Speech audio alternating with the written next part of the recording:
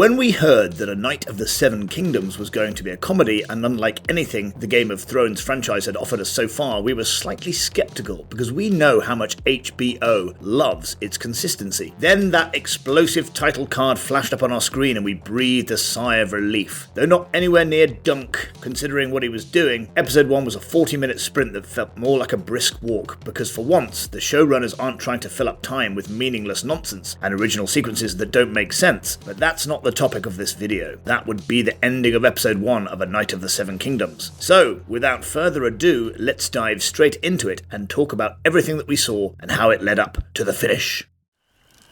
You!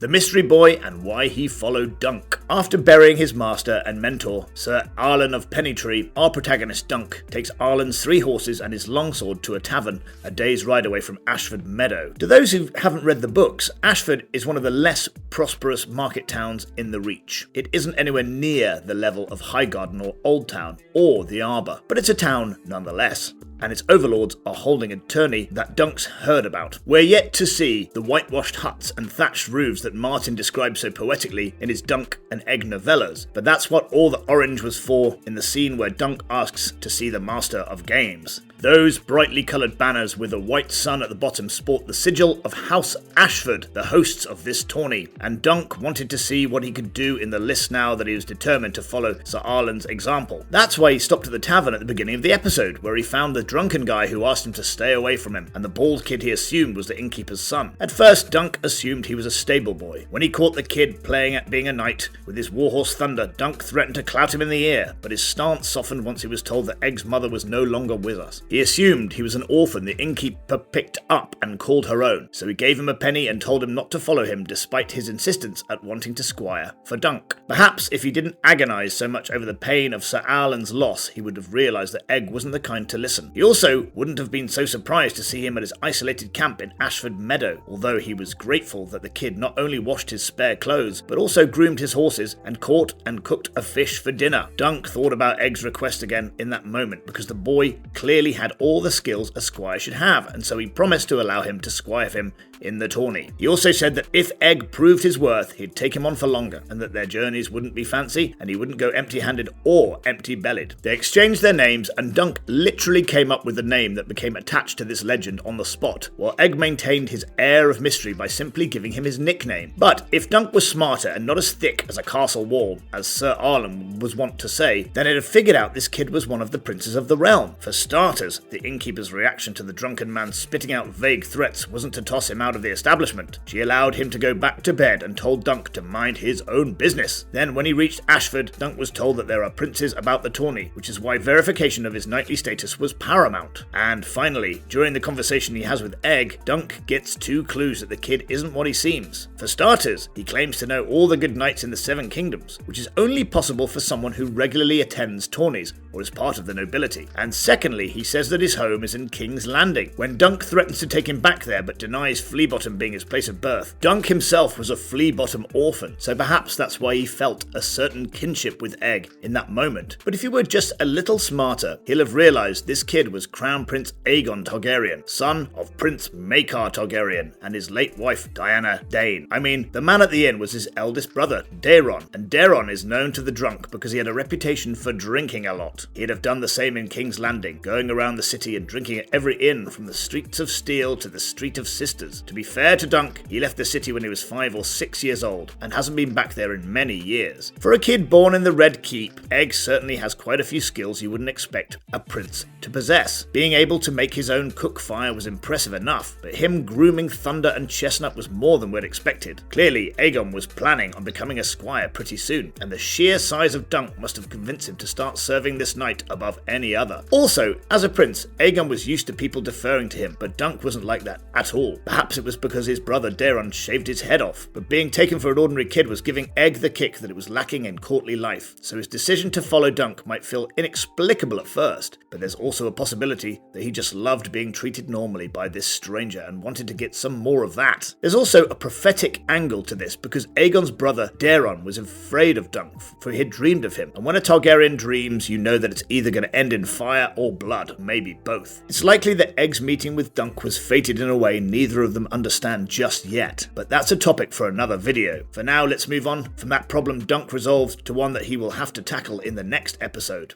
The man who will vouch for the tall. Dunk's decision to participate in the tourney at Ashford was quick and sudden, to be sure, but it wasn't entirely hopeless. Not even the fact that he refused sparring a nobleman on account of being unsure of his own skill was enough to deter him, because he had an idea about being allowed to participate. The Master of Games told him that he'd never heard of Sir Arlen of Pennytree, but if Dunk could find someone who had, then he'd be allowed to line up in the lists and put his worldly possessions on the line in exchange for glory eternal. As he was walking towards the Master of Games' office, he recalled seeing the banner of House Dondarian on his way, and Dunk felt like he had some hope after all. Sir Arlen had served with the father of Lord Manfred Dondarian a few years back when another Vulture King rose up on the Dornish marches. He hoped that Manfred would recall this and vouch for him, so he spent most of the day trying to get an audience with him. His first attempt failed when he was told by Manfred's, let's call them concubines for the day, that he was sleeping. He promised to return that evening to seek an audience with him once more, but again, the Lord of Blackhaven was nowhere to be found. The ladies that had mocked him in the morning took some pity on him in the evening because they could tell that in a crowd of dishonest men, Dunk was an earnest lad.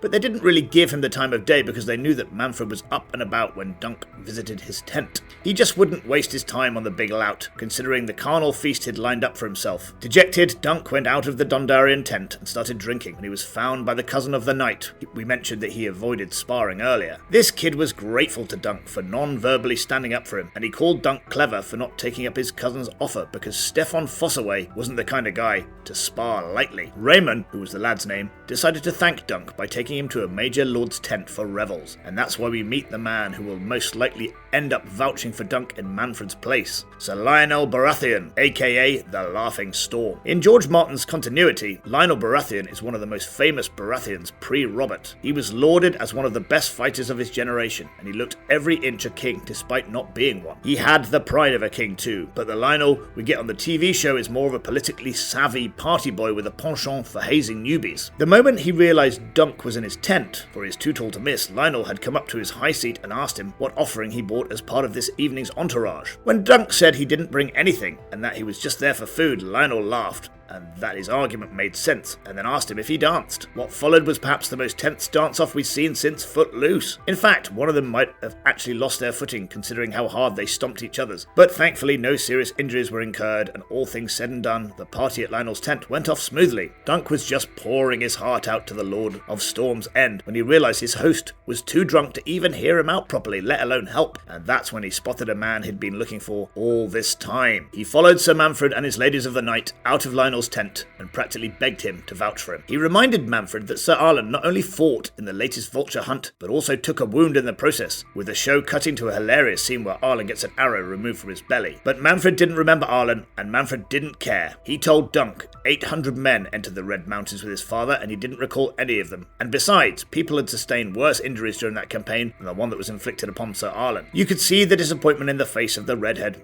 who was just making fun of Dunk just that morning because this was the end of his jousting dreams. But that isn't the case, obviously, otherwise the show would have ended with its series premiere. The way things played out in the episode, it looked like Manfred's liege lord would himself end up vouching for Dunk, because Lionel may not have known the guy, but the Baratheons are infamous for keeping company that loves a good strong drink and a better fight. So if you ask us, Dunk's troubles aren't ending with him not qualifying for the tourney of Ashford, they're just getting started. But at least he will have one thing on his side, and that thing is luck. The Shooting Star and Elm Tree. At the beginning of the episode, right before the title card, we saw Dunk taking a rather explosive crap under a thorn tree. It was as hilarious as it was disgusting for us members of modern society, because not everyone in the Middle Ages had access to a privy. The depiction of Dunk's personal time was yet another facet of historical accuracy that a Knight of the Seven Kingdoms strives to impress upon its viewers. But if you don't know anything about his future, then him choosing to camp out underneath a similar tree feels like a bit of a comedic setup. After finishing dinner with his new squire Egg, Dunk and the kids both look up at the skies because they share a similar philosophy when it comes to staring at silks for a ceiling. That's when a shooting star falls from the sky, and Egg points out that brings good luck to the ones who see them. Dunk seems skeptical at first because he tells Egg that he will clout him in the ear if he isn't asleep, but then he asks him if the luck is meant for them alone. That question will be answered during the course of the series, but what this moment symbolizes for Dunk's story is really quite important. You see, up until now, he's been walking around with Sir Arlen's tree, which depicts a bronze chalice with wings. This is the Knight of Pennytree's personal sigil, but if Dunk wants to be a knight himself, he'll need his own charge. This moment with the shooting star underneath the elm tree is what inspires his personal coat of arms, which depicts the aforementioned elm tree during sunset with a green star shooting across the dusky sky. The lore of that shield goes beyond the Dunk and Egg novellas as well, because in the main Song of Ice and Fire series, Brienne of Tarth picks it up from her father's armory in Evenfall Hall and uses it for most of her time as a main point of view character. Both her and Sir Duncan the Tall have more similarities when it comes to their personalities and beliefs than either of them would care to admit, and we'll explore Brienne's personal connection to this hedge knight in another video. But for now, what you need to know is that the shooting star's luck was meant for both Egg and Dunk, and that's the reason it ends up becoming the latter's personal sigil. The former already has one, the three-headed red dragon of his father's house, but Dunk doesn't know that yet. If he hasn't figured out that Egg is royalty from his proper speech, then he will when he meets some of the family members while trying to scrounge up a tawny verification from the dirt, and that's when this series will start to really pick up.